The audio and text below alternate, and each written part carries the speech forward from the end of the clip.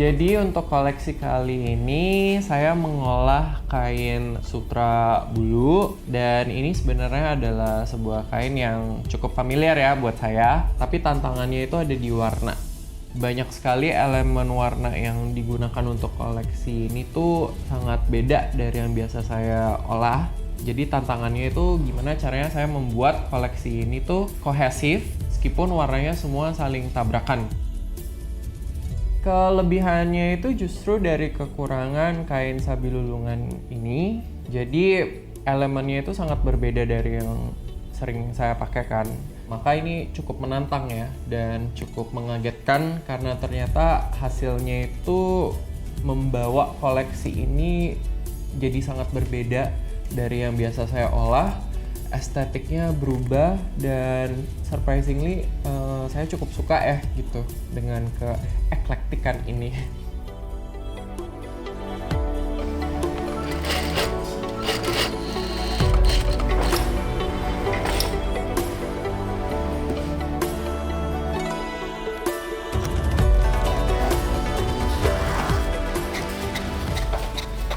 Untuk koleksi ini saya tuh bervisi untuk membuatnya modern meskipun warnanya sangat warna-warni. Itu sebuah tantangan ya untuk membuat looknya menjadi chic, tetap urban, dan juga making sure motif-motifnya ini terlihat sangat jelas di setiap helai desain saya.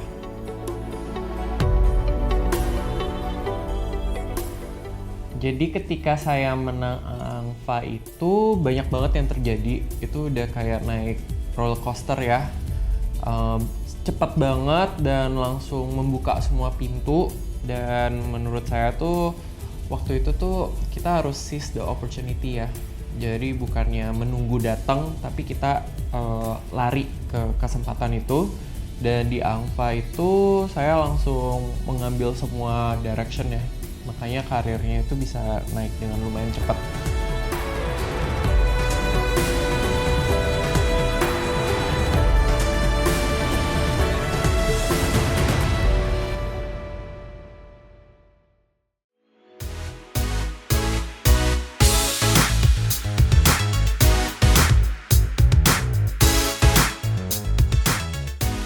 Jadi pada tahun 2016 Habas Basar Indonesia itu membuka satu lomba perancang mode muda Indonesia, dan salah satu pesertanya adalah Wilson Willem.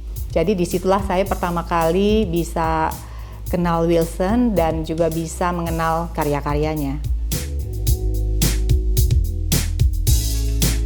Saya mengenal Wilson dengan look yang minimalis, dan saya rasa Wilson masih konsisten dengan look itu, dan saat ini Wilson mengembangkannya dengan tailoring dan wastra Indonesia. Dan saya rasa kekuatan Wilson pada jaket-jaket tailoring dan wastra Indonesia menjadi salah satu kekuatan Wilson saat ini.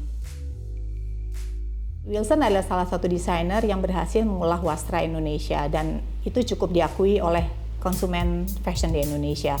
Karena itulah maka Habas Basar Indonesia bersama Bank Indonesia memilih Wilson untuk karya kreatif Indonesia 2025 kali ini.